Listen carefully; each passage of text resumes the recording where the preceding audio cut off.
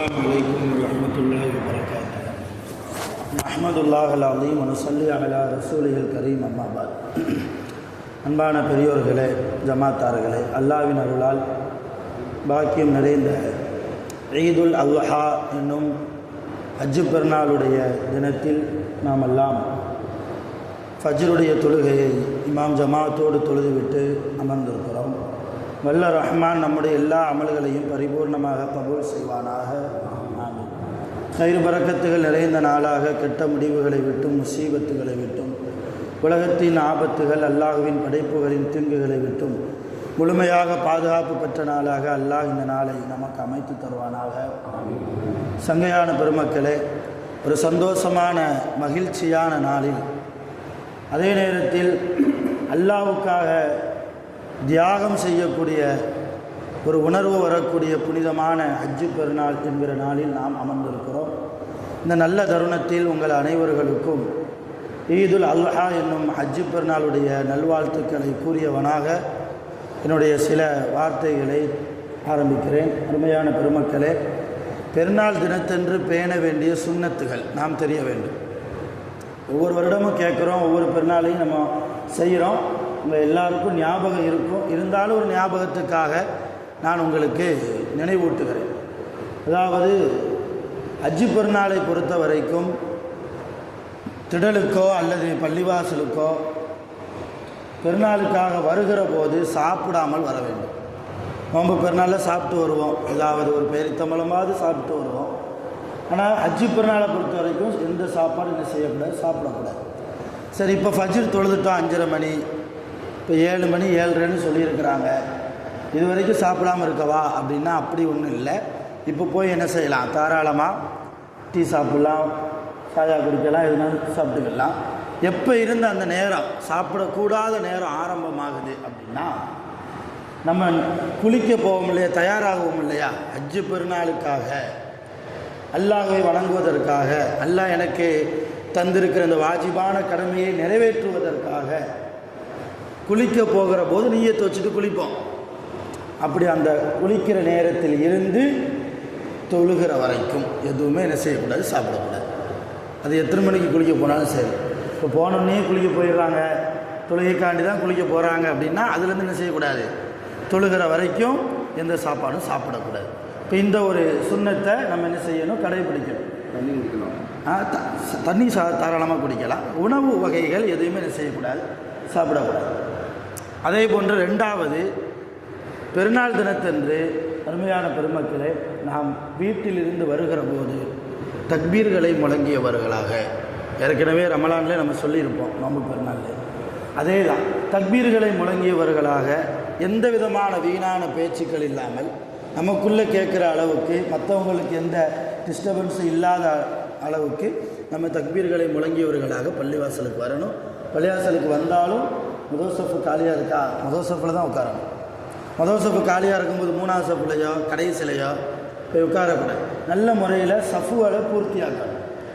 தொழுகையில் எப்படி சஃப்பில் நிற்கிறோமோ அதே மாதிரி முன்கூட்டி வரக்கூடியவர்கள் முதல் சஃப்பில் இடம் இருக்குதா உட்காந்துடணும், 2ஆவதுல இடம் இருக்குதா உட்காந்து, எங்கே இடம் இருக்குதோ அந்த சஃப்பை பூர்த்தி செய்வதற்காக உட்காந்துடணும்.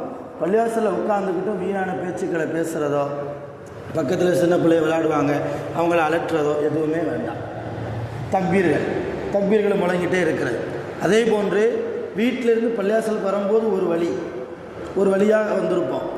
தொழுகை முடித்து விட்டு இப்போ வீட்டுக்கு திரும்ப போகும்போது அதே வழியில் போகாமல் வீட்டிற்கு போவதற்கு வேறொரு வேலையை தேர்ந்தெடுத்து போவது ரசூலுல்லாஹி ஸல்லல்லாஹு அலைஹி வஸல்லம் அவர்கள் காட்டி தந்த, சஹாபாக்கள் காட்டி தந்த மேலான சுன்னத்தாக இருக்கிறது. இப்போ இது போன்ற பெருநாட்களுடைய சுன்னத்துகளை கடைபிடிக்கிறது ரொம்ப மிக முக்கியமான சுன்னத். பெருநாள் அல்லாத நாட்களிலேயும் நாம் கடைபிடிக்க வேண்டிய சுன்னத், தொழுகை முடிந்ததற்கு பின்னால் முசாஃபா முஆனகா. ஈமானிய சகோதரர்கள், ஈமானிய சொந்தங்கள், நாம் அனைவர்களுமே இன்னமல் மூமினூன இஹ்வா, மூமின்கள் அனைவர்களும் ஒருவருக்கொருவர் சகோதரர். அந்த அடிப்படையில் தொழுகை முடிந்தவுடன் நம்முடைய சந்தோஷத்தை பரிமாறிக்கொள்ளும் வகையில் நமக்குள்ளே முசாஃபா செய்வது, கட்டி அணைத்து கொள்வது இல்லையா. பெரியவர்களாக இருந்தால் நெற்றியில் முத்தமிடுவது, சிறியவர்களாக இருந்தால் அவர்களுக்கு நம்முடைய அன்பை முத்தத்தின் மூலமாக, அரவணைப்பின் மூலமாக வெளிக்காட்டுவது, இது போன்ற மகிழ்ச்சியான விஷயங்களை வெளிப்படுத்துவது என்பது ரசூலுல்லாவுடைய எல்லா காலத்திலுமான சுன்னத். அது குறிப்பாக இந்த சந்தோஷமான ஹஜ்ஜி பெருநாளிலும் நாம் தொழுகை முடித்ததற்கு முன்னால் அப்படி போயிடாமல் முசாஃபா இங்கே வந்திருக்கிற எல்லோரும் ஒரு நியத்து வைங்க, யாரெல்லாம் இங்கே தொலை வர்றோமோ எல்லோரும் எல்லார்ட்டையும் முசாஃபா செய்யணும். பள்ளியாசல் விட்டு போகிறதுக்கே 10 நிமிஷம் ஆயிடணும். இல்லை எனக்கு குர்பானி கொடுக்கணும், லேட் ஆகுது அப்படிங்கிறதுலாம் இல்லை. எவ்வளோ சீக்கிரம் முடியுமோ அவ்வளோ சீக்கிரம் நம்ம தொழுகையை முடிச்சிருவோம் இன்ஷா அல்லாஹ் தஆலா, வேலைகளை காரணமாக காட்டி. அப்போ இது போன்ற நல்ல சுன்னத்துகளை நம்முடைய வாழ்க்கையில் குறிப்பாக இந்த பெருநாளுடைய தினத்தன்று நாம் என்ன செய்யணும், நடைமுறைக்கு கொண்டு வரும். அதே போன்று தொழுகை முடிச்சுட்டு போனதற்கு பின்னால் என்ன அமல், குர்பானி கொடுக்கறது தான். அதுக்குண்டான சட்டம்லாம் தெரியும். கூர்மையான ஆயுதத்தை வச்சுக்கிடணும். குர்பானி பிராணிக்கு முன்னால் என்ன செய்யக்கூடாது, ஆயுதத்தை தீட்டவோ எடுக்கவோ கூடாது. குர்பானி பிராணி கண்ணுக்கு முன்னால் அந்த ஆயுதத்தை தூக்கிட்டு அங்கிட்டு இங்கிட்டும் போகவோ அந்த செயல்லாம் இருக்கக்கூடாது. அது அறுக்கிற நேரத்தில் இட்டு வர வேண்டியதாக, தீட்டுறதாக இருந்தால் அதுக்கு தெரியாத அளவுக்கு, அந்த பிராணிக்கு தெரியாத அளவுக்கு மறைமுகமாக அந்த ஆயுதத்தை கத்தியை தீட்டிட்டு கொண்டு வர வேண்டியது தான். அதே போன்று கிப்லாவை முன்னோக்கியவாறு என்ன செய்யணும், அந்த பிராணியை படுக்க வைக்கணும். ஆட்டுக்குட்டியை அறுப்பவர், குர்பானி பிராணியை அறுக்கக்கூடியவர் நிறைய இடத்துல பார்த்தா ரத்தம் மேலே தெரிச்சிருன்னு சொல்லி வேட்டியை மேலே ஏட்டி கெட்டுறாங்க. அந்த மாதிரி பழக்கம் கூடாது. ஆனால் குர்பானி கொடுக்கறது ஒரு இபாதத். இபாதத் செய்யும்போது ஒழுக்கத்தோடு, தக்குவாவோடு, இஹ்லாஸோடு. முட்டி என்பது ஆண்களுக்கு மறைக்க வேண்டிய பகுதி. அதை திறந்து வச்சுக்கிட்டு தொட தெரிகிற அளவுக்கெல்லாம் என்ன செய்யக்கூடாது, ரொம்ப மோசமான ஒரு நிலைமையில் இருந்துட்டு அல்லாவுக்கு அப்படி ஒரு குர்பானியை கொடுக்க வேண்டாம். நல்ல கண்ணியமான முறையில் ஆடு ரத்தமான ஆயிட்டு போகுது அல்லாவுக்காக. ரசூல்லா சொன்னாங்க ஆயிஷா மாட்ட, ஆயிஷாவே குர்பானி கொடுக்க போகிறோம், வெளியே வா, வீட்டுக்குள்ளே இருக்க வேண்டாம். அதிலிருந்து விழக்கூடிய ஒவ்வொரு சொட்டு ரத்தமும் உன் பாவங்களை மன்னிப்பதற்கு காரணம். இப்போ நம்ம குர்பானி கொடுக்குற அந்த பிராணியினுடைய ரத்தம் என்பது நம் பாவத்தை கரைக்கிறதற்கு ஒரு காரணம். அப்படிப்பட்ட ரத்தம் நம்ம மேனியில் பட்டால் எந்த தவறும் இல்லை, நம்ம ஆடையில் பட்டால் எந்த தவறும் இல்லை. கூடுமான வரைக்கும் வேறு கையிலையாவது விடுத்திக்கிட்டு முட்டுக்கு கீழே என்ன செஞ்சுக்கணும், அந்த கையிலே இருக்கிற அளவுக்கு மேனியெல்லாம் மறைச்சிக்கிட்டு தக்குவாவோடு தக்பீர்களை சொல்லி நல்ல முறையில் அறுக்க தெரிந்தவர்களிடத்தில் அழைத்து, அல்லது நமக்கே அறுக்க தெரியும்னா நம்மளே அறுக்கிறது ரொம்ப சிரமம். இப்போ இது போன்ற நிறைய குர்பானியுடைய சட்டங்களையும் தெரிந்து நாம் இன்றைக்கு குர்பானி கொடுப்போம். இன்றைக்கு தான் குர்பானி கொடுக்கணுமா ஹஸ்ரத் அப்படின்னா அப்படி கட்டாயம் கிடையாது, நாளைக்கும் கொடுக்கலாம் இல்லையா. பிற 13 அசர் வரைக்குமே நாம் குர்பானியுடைய நமக்கு நேரம் இருக்கிறது. ஏன்னா சில பேருக்கு அவசர காலம், நம்முள்ள வரணும்னு எதிர்பார்ப்பாங்க, அதனால் நாளைக்கு கொடுக்கலாம், நாளை மறுநாள் கொடுக்கலாம். பிற 13 அசருக்குள்ளாக நம்ம என்ன செஞ்சிடணும், குர்பானியை கொடுத்துடணும். ஆனால் ரொம்ப சிறந்தது பெருநாள் தொழுகைக்கு பிறகு முதலாவதாக குர்பானி கொடுப்பது தான்.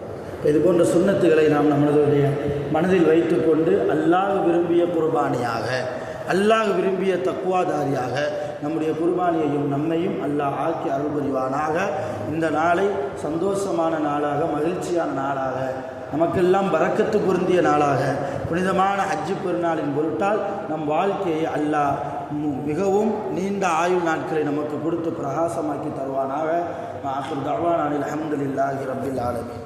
சுப்ஹானல்லாஹி வ பிஹம்திஹி சுப்ஹானல்லாஹி வ பிஹம்திஹி அஷ்ஹது அன் லா இலாஹா இல்லா அன்த அஸ்தக்ஃபிருக வ அத்தூபு இலைக்.